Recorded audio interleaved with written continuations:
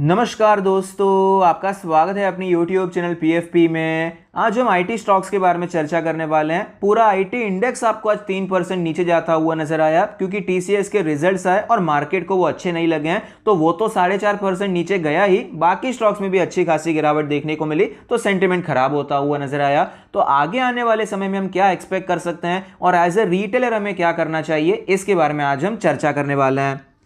तो फिलहाल आप देख पाएंगे निफ्टी आईटी में आपको यहां पर एक अच्छा बाउंस देखने को मिला। 27,000 का लेवल एक सपोर्ट की तरह काम कर रहा था, लेकिन ये गैप भी फिल नहीं हो पाया। इतनी स्ट्रेंथ आपको यहां पर देखने को नहीं मिली और 2 हफ्ते से जो रेंज में निफ्टी आईटी ट्रेड कर रहा था, नीचे के साइड पे आपको ये टूटती हुई नजर आई है। ब्रेक डाउन देखने को मिल रहा है। वीकली चार्ट पे चलते हैं। वीकली चार्ट पे हमें पता चलता है कि बहुत बड़ी रैली देखने को मिली, फिर यहां पर कुछ महीनों तक ये कॉन्सोलिडेट करता हुआ नजर आया, फिर से एक रैली देखने को मिली। तो इसका हायर एंड भी एक सपोर्ट है और इसका लोअर एंड भी एक सपोर्ट की तरह काम करता है। लेकिन फिलहाल जो सिचुएशन बन रही है थोड़ी सी नेगेटिव बायस्ड हो जाती है, क्योंकि यहां से आपको एक बाउंस तो देखने को मिला, लेकिन उसके बाद 2 हफ्तों के लिए कोई डायरेक्शन नहीं था। डोजी कैंडल बनी, मतलब ना ही आईटी ऊपर जा रहा था ना ही नीचे आ रहा था। लेकिन फिलहाल हमें ये लो टूटता हुआ नजर आता है, तो हायर चांसेस होते हैं कि ये लेवल भी आपको टूटता हुआ नजर आ सकता है, ये लो भी टूट सकता है और थोड़ी गिरावट और आपको कंटिन्यू रहती हुई नजर आ सकती है।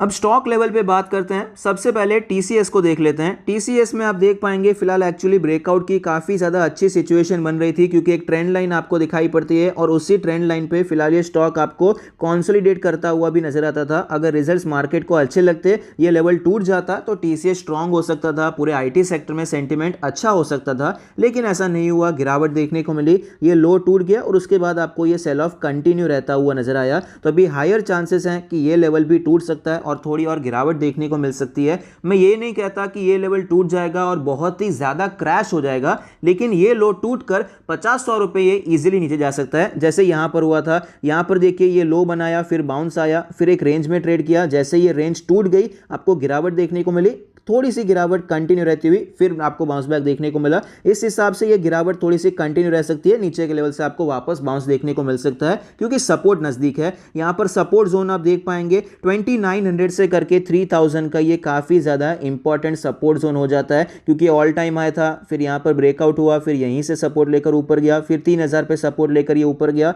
रिसेंटली भी 3000 के लेवल से हमें ये ऊपर जाता हुआ नजर आया। तो फिलहाल करना क्या चाहिए, तो मेरे हिसाब से यहां पर आप लॉन्ग टर्म के लिए इन्वेस्ट करने के बारे में सोच सकते हैं। काफी अच्छा लेवल है, यहां पर खरीदा जा सकता है। लेकिन अगर आपने रिसेंटली 3000 पे सफिशिएंट क्वांटिटी खरीद ली है, तो वापस 2 हफ्ते में 3 हफ्ते में वापस आपको अग्रेसिवली खरीदना चाहिए, ऐसा मेरा मानना नहीं है। और जो यहां पर सिर्फ और सिर्फ स्ट्रेंथ पर खरीदना चाहते हैं, उनके लिए भी मैं लेवल्स बताना चाहूंगा। जब तक ये स्टॉक यहां पर आपको 3400 के ऊपर जाता हुआ नजर नहीं आता है, स्टॉक ओवरऑल वीक रह सकता है। यहां पर बड़ी तेजी के चांसेस कम हो जाएंगे। तो जो सिर्फ स्ट्रेंथ को खेलना चाहते हैं, 3400 3500 ये जो जोन है, इसके ऊपर ही आपको प्ले करने की कोशिश करनी चाहिए।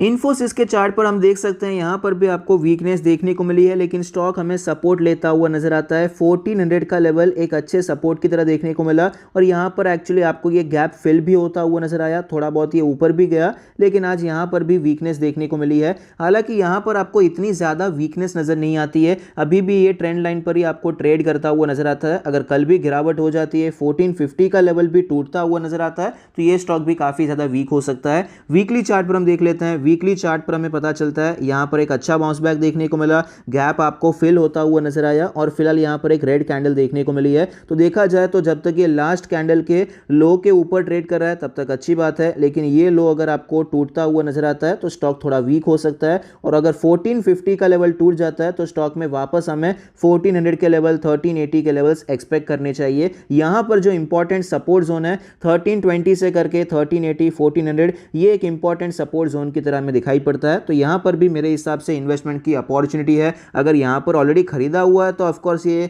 1-2 हफ्ते में वापस खरीदने का कोई मतलब नहीं है, अगर आपने लमसम सफिशिएंट क्वांटिटी खरीदा है। बाकी एसआईपीस तो आप कर ही सकते हैं पूरे आईटी सेक्टर में। फिलहाल जो आईटी 20 है, वहां पर अगर आप डायरेक्ट इन्वेस्टमेंट करना चाहते हैं, आप किसी पर्टिकुलर स्टॉक में इन्वेस्टमेंट करने की जगह पे वहां पर आप रेगुलरली एसआईपी करते हैं, तो भी चलता है। क्योंकि अभी एक आईटी सेक्टर एक अच्छे जोन में आ चुका है, जहां पर ओवर वैल्यूएशन कम हो चुका है, फ्रॉड कम हो चुका है और अच्छे क्वालिटी कंपनीज में हम निवेश कर सकते हैं।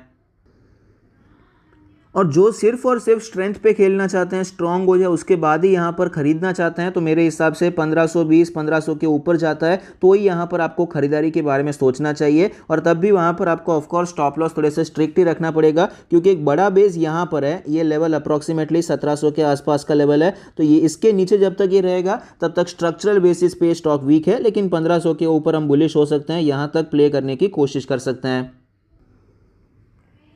HCL टेक्नोलॉजीज़ के बारे में बात करें तो यहाँ पर भी अच्छी खासी गिरावट देखने को मिली है, और आप देख पाएंगे यहाँ पर ये लोज हमें टूटते हुए नजर आते हैं। फिलहाल अच्छी खासी गिरावट आज ही देखने को मिली है। वीकली चार्ट के बारे में बात करें तो वीकली चार्ट पर आपको नजर आएगा कि 900 रुपये का लेवल काफ़ी इंपॉर्टेंट है। ऑल टाइम आया था, फिर ब्रेकआउट हुआ, फिर एक अच्छा बेस बनाया, सपोर्ट लेकर आपको एक अच्छी रैली देखने को मिली। उसी लेवल की तरफ हमें ये स्टॉक बढ़ता हुआ नजर आता है। हाई चांसेस है कि ये स्टॉक आपको 900 से 920 के रेंज में मिल सकता है। तो ये एक अच्छा लेवल रहेगा जहाँ पर आप लॉन्ग टर्म के लिए खरीदारी करने के बारे में सोच सकते हैं। लेकिन अगर आपको सिर्फ और सिर्फ स्ट्रेंथ पे ही खरीदना है तो यहां पर आप मेरे हिसाब से 1000 रुपए के ऊपर आपको प्ले करना चाहिए। उसमें भी बहुत बुलिश नहीं हो सकते, क्योंकि यहां पर ब्रेकडाउन कहां से हुआ है, 1100 के लेवल से हुआ है। स्ट्रक्चरल बेसिस पे जब तक ये 1100 के नीचे है तब तक ये ओवरऑल स्ट्रक्चर इसका चार्ट का वीक हम मान सकते हैं। लेकिन 1000 रुपए के ऊपर थोड़ा बुलिश हो सकते हैं। 1080 1100 ये सारे लेवल्स के लिए हम खेल सकते हैं, और बाकी ओवरऑल तो 1100 के ऊपर ही आपको यहां पर बड़ी रैली एक्सपेक्ट करनी चाहिए।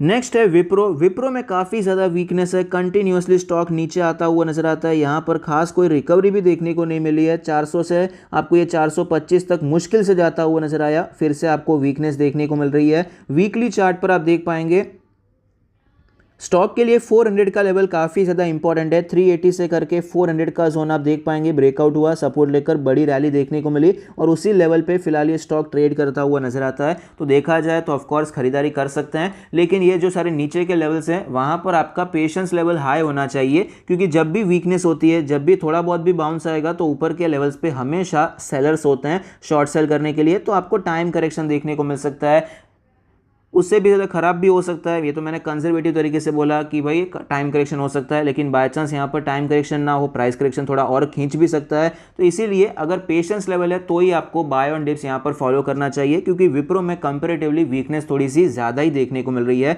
अगर सिर्फ और सिर्फ स्ट्रेंथ पे खेलना है तो 450 के ऊपर ही आपको यहाँ पर थोड़ा बहुत भी बुलिश होने के बारे में सोचना चाहिए। 450 के ऊपर भी बहुत ज़्यादा बुलिश मैं तो पर्सनली नहीं होने वाला, जब तक यहाँ पर कोई प्रॉपर चार्ट पैटर्न बन नहीं जाता है, यहाँ पर कुछ इस प्रकार से बनकर फिर ब्रेकआउट देखने को मिले, तो यहाँ पर मैं ज़्यादा पर्सनली बुलिश होना पसंद करूंगा। प्रेफरेबली अबव 500 यहाँ पर बुलिश होना मैं ज़्यादा पसंद करूंगा, क्योंकि तब तक आपको स्ट्रेंथ थोड़ी सी क्रिएट होती हुई नजर आएगी। इस हिसाब से मैं यहाँ पर काम करना ज़्यादा प्रेफर करने वाला हूँ। बाकी स्टॉक्स में इतनी वीकनेस नहीं है, स्पेशली TCS में, और TCS में कंपेरेटिवली कम वीकनेस है, फिर इन्फोसिस में कम है, फिर HCL टेक, विप्रो, जिस प्रकार से हमने सारे 4 स्टॉक्स को एनालाइज किया है उसी प्रकार से स्ट्रेंथ की भी लिस्ट बनाएंगे तो आपको वही नजर आएगा। तो इस हिसाब से विप्रो में थोड़ा सा संभल कर खेलना मेरे हिसाब से जरूरी हो जाता है। आई होप आपको ये वीडियो पसंद आता है। Thank you, stay happy, happy investing.